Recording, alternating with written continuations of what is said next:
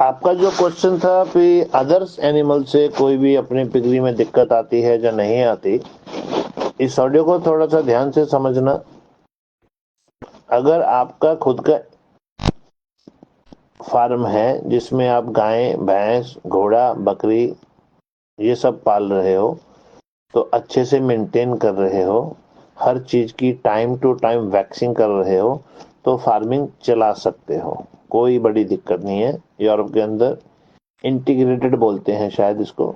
बहुत से ऐसे फार्म है, गाय, सुअर, मुर्गी, सुअर, सुअर के साथ घोड़े, बकरियां, भेड़े रखते हैं लोग।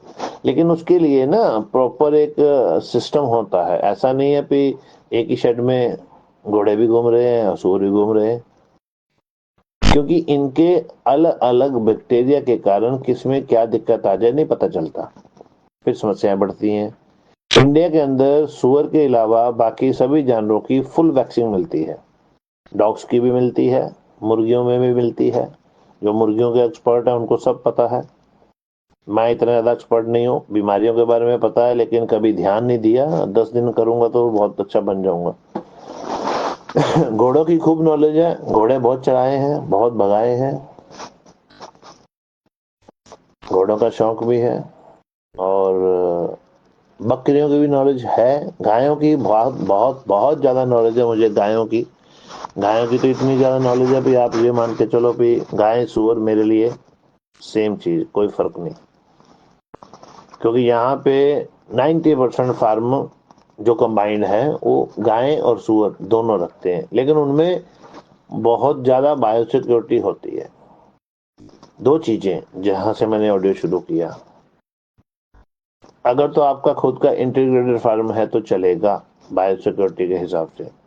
अगर बाहर से जानवर आते हैं वहां पे समस्या हो सकती है, चाहे वो कोई भी दूसरा जाति का प्राणी हो, जानवर हो, गाय, भैंस, घोड़ा, कुत्ता, बिल्ली, बकरी।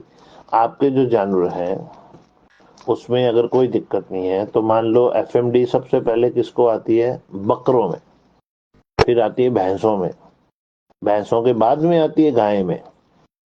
बकरों का इम्यून सिस्टम सबसे डाउन है। ये इम्यूनिटी का खेल है। एफएमडी हर साल आती है, मॉइस्चर में आती है, जानवर एक दूसरी जगह से ट्रांसपोर्ट करते हैं, गाड़ियां रास्ते से होके आती हैं। रास्ते में एक गुज्जर प्राणी होते हैं हमारे पूरे हिंदुस्तान में, जिसको गुज्जर बोला जाता है। माइंड ना करे कोई अगर कोई गुज्जर हो तो। वो गाय भैंस जो चारा चलाने के लिए गांव गांव गली गली घूमते हैं सड़कों के किनारों पे, वो वैक्सीन अगर नहीं लगाएंगे तो घूमने वाला पशु इधर उधर से बीमारी पकड़ेगा। जब उनके जानवरों में एफएमडी आएगा, वो गोबर करेंगे, वो गोबर सड़क पे करेंगे, वहां से ट्रक निकलेगा, वो ट्रक गोबर को फेंस के अपने फार्म में पहुंचेगा। आप उसको डिसइंफेक्ट नहीं करोगे, आधा घंटा बाहर नहीं रोकोगे, तो वो बैक्टीरिया आपके फार्म में घुसेगा। चाहे वो बाहर की गाड़ी या फिर आपका मोटरसाइकिल, आपकी अपनी पर्सनल मर्सिडीज गाड़ी, वो भी अगर आपके फार्म में आ रही है, किसी जानवर का, बीमार जानवर का गोबर को फेंस के आ रही है, तो आप अपने फार्म में उस गाड़ी को लेके आ रहे हो और वहां पे आके उसकी वॉशिंग करो ना करो, बैक्टीरिया आपने ले आए, वो बैक्टीरिया आपको फिर परेशान करेगा। इंटीग्रेटेड फार्म है तो वो बीमारी सबसे पहले आपके उसी पशु को लगेगी जिसका आप गोबर लेके आए। अगर नहीं तो वो वहां पे बैक्टीरिया पड़ेगा, धीरे धीरे बढ़ेगा। मॉइस्चर के कारण होटल वेस्ट वालों की बीमारियां ज्यादा क्यों आती हैं? क्योंकि वेस्ट के अंदर मॉइस्चर है, वो गीला फूड है, गंदा फूड है। बैक्टीरिया तो ऑटोमेटिकली उसके अंदर होता है, तो वो बैक्टीरिया और बढ़ जाता है। कोई ना कोई कीटाणु हम बाहर से लेके आते हैं।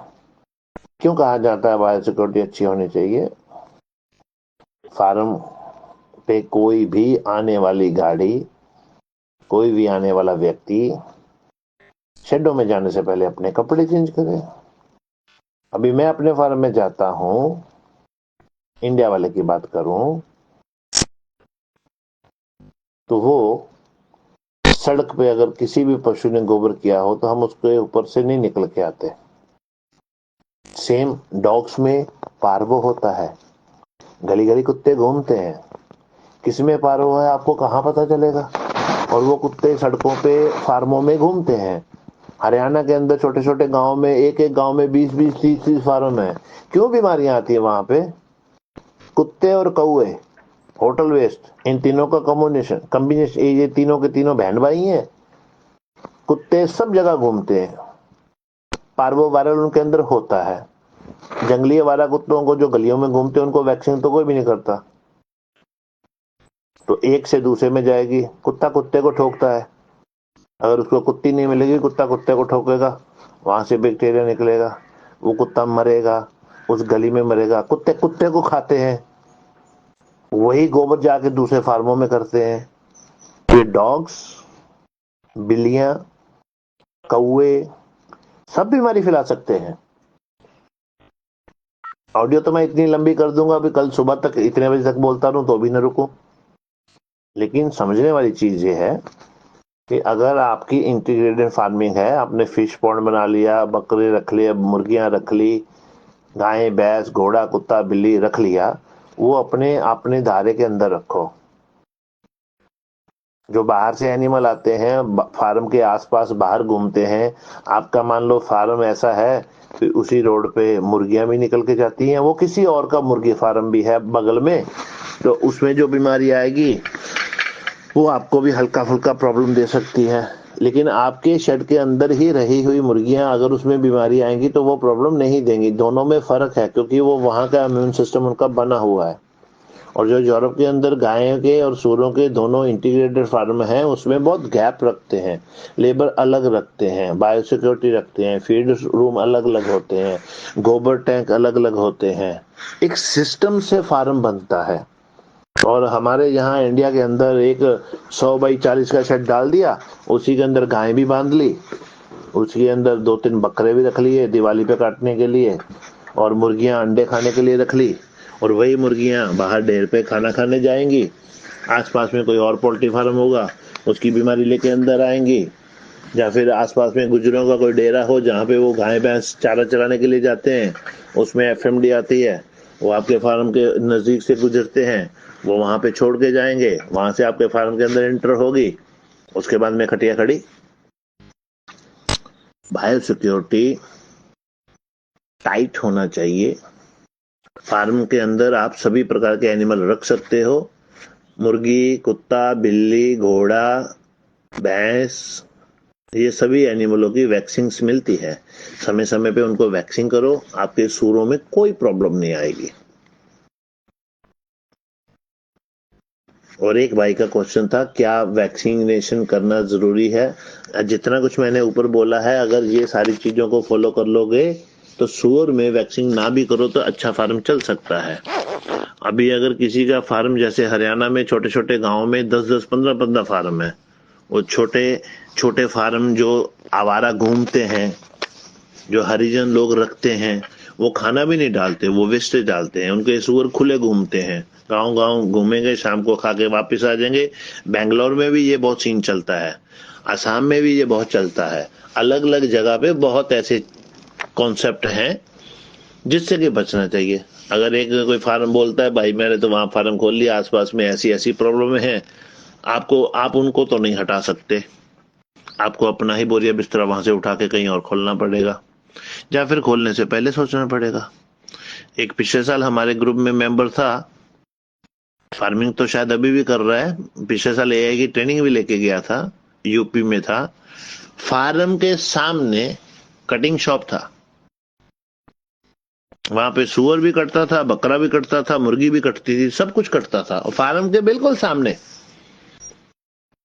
बीच में कितना 15 से 20 फुट का गैप होगा, वहां पे ब्लड निकलता था। और हिंदुस्तान में मक्खी, मच्छर, कीड़े, कीटाणु, बारिश का पानी, बरसात का पानी, इधर से उधर, उधर से इधर, हवा, आना जाना, हेलो हाय करना, हाथ मिलाने का रिवाज इंडिया में है, तो वो उसको तो नहीं उठा सकता, क्योंकि उसका तो अड्डा पहले से वहां पे है, तो खुद को ही अपना अड्डा वहां से उठाना पड़ेगा, नहीं तो फिर बीमारियां नहीं पीछे छोड़ेंगी। तो ऐसी बहुत सी चीजें हैं, हर बंदा डिफरेंट सोचे, वो कहाँ पे है, क्या खिलाता है, कहाँ से लाता है, कैसे आता है, कैसे जाता है, कैसे अपने फार्म को मेंटेन करता है। और इसके अलावा और कई किसी की प्रॉब्लम है तो वो पर्सनल विंडो पे डिस्कस कर सकता है, पर्सनल बात कर सकता है, भाई हमारा सेटअप ऐसा है, हम इस प्रॉब्लम से गूंज रहे हैं, यहां से जहां हमें प्रॉब्लम मिल रही है उसका समाधान बताओ। बाकी इस ऑडियो में मैंने रिजल्ट भी सारे निकाल दिए और बता भी दिया। अपने फार्म में सभी एनिमलों को वैक्सीनेशन करके रख भी सकते हो। बाहर के एनिमल आपको परेशान करेंगे। टोटल निचोड़ इसका ये है, बायो सिक्योरिटी अच्छे से अच्छा करोगे तो फार्म बढ़िया चलेंगे। फीड पे काम कर लो, होटल वेस्ट को छोड़ दो। आज प्रॉफिट इतना अच्छा है हिंदुस्तान में, शायद वर्ल्ड में इतना अच्छा प्रॉफिट कहीं नहीं है जितना अच्छा प्रॉफिट आज इंडिया के अंदर है, अगर यही रेट टिका रहा तो। अभी रेट की बात कर लें तो अगर किसी ने एक फीमेल से बच्चे ही 4 उठाए तो उसको क्या बचेगा, कुछ भी नहीं। एआई सीख लो, 12 से 14 बच्चे लेना सीख लो, प्रॉफिट ही प्रॉफिट है। तो अगर किसी की विनिंग 4 5 6 पे टिकी हुई है तो भैया प्रॉफिट कभी नहीं निकलेगा, चाहे फ्री की फीड भी मिल जाए। प्रॉफिट निकालना है तो एआई सीखना पड़ेगा, वो सारी चीजें जो एआई के साथ जुड़ी हुई हैं उसको तोड़ना पड़ेगा, उससे बचना पड़ेगा, बोरों का खर्चा कम करना पड़ेगा। ये सारी चीजों को सेट करने के बाद में एक अच्छा नंबर ऑफ विन जब बन जाओगे, बढ़िया विनर बन जाओगे, तो ऑटोमेटिकली प्रॉफिट निकलेगा। फिर ना तो आलू खिलाना पड़ेगा और ना होटल वेस्ट खिलाना पड़ेगा। ठीक है, एक बंदा 4-5 लाख रुपए के महीने की फीड नहीं खिला सकता जितनी की आनी चाहिए। आज मेरे फार्म में 4-5 लाख रुपए की फीड महीने की आ जाती है, तो जितने लाख की फीड आएगी उतने लाख का प्रॉफिट भी बन के निकलेगा। मोटा मोटा सीधा सीधा हिसाब यही है। सारी इन्वेस्ट करने के बाद में जितने लाख का खिलाओगे उतने लाख का महीने बाद, चाहे वो 2 साल के बाद में गेड़ा घूमेगा 100% घूमेगा। तो ये तो अपनी अपनी पॉकेट है, कोई 1 लाख रुपए की खिला सकता है महीने की, 2 की खिला सकता है। लेकिन होटल वेज खिलाने वाले बहुत मोटा पैसा छापते हैं, तो मेरा उनको सिर्फ सुजेस्ट यही होगा, मानना ना मानना उनकी बात, एनिमल कम कर दो, लालच थोड़ा सा कम कर दो। 1 साल 2 साल 2.5 साल के अंदर अंदर जहां से आपने कम करना शुरू किया है ना, वहीं पे फीड के मुकाबले पहुंच जाओगे, वही एनिमल आपको पैसा कमा के देगा। फीड वाला एनिमल 6-6.5 महीने में तैयार हो जाता है, मेरे जैसे 5.5 महीने भी कर लेते हैं। कल मैंने जो आपको एनिमलों की वीडियो डाला था, क्या वो एनिमल 5-5.5 महीने 5.5 महीने में नहीं 100 किलो पकड़ेंगे? पकड़ेंगे, क्यों नहीं पकड़ेंगे, 101% पकड़ेंगे। कोई माने ना माने, मुझे अपने ऊपर कॉन्फिडेंस है और मुझे किसी को दिखाने की जरूरत नहीं है। मुझे अपने फार्म का प्रॉफिट निकालना है, चाहे इस बात को समझे ना समझे, मुझे उससे कोई टेंशन नहीं। क्योंकि मेरे वो 24 सितंबर वाले विन किए हुए बच्चे अगर आज 8 तारीख को साले वो 18-19 पे पहुंच सकते हैं, तो क्यों नहीं उनको मैं 5-5.5 महीने में करूंगा। अपने लिए करूंगा, मुझे किसी दूसरे को बताने की जरूरत ही नहीं है। तो घुमा फिरा के कहानी ये है, बायो सिक्योरिटी, अच्छा फूड, अच्छा मैनेजमेंट और कम किया हुआ लालच। जाकि ये बाकी भाई मेरी बात का किसी को बुरा लगे तो बुरा मत बनाना। कुछ सच्ची बातें होती हैं जो कई बार बुरी लग जाती किसी को, जैसे कि जो होटल वेस्ट खिलाते हैं उनको मेरी ऐसी चीजें बुरी लगती हैं, भी ऐसे बोलता रहता है, बेफालतू में बकबक सुननी पड़ती है। तो इसलिए मेरी बातों को बुरा मत बनाना। जो रियलिटी है, जो सच्चाई है वो रहेगी, उससे कोई नहीं भाग सकता। बाकी अच्छा लगे तो बताना, ना अच्छा लगे तो भी बताना। लाइक करना आपका मर्जी, नहीं करना आपका मर्जी। और कुछ पूछना बताना हो तो बता देना मेरे भैया, बैठे हैं वेले और कोई काम तो है नहीं।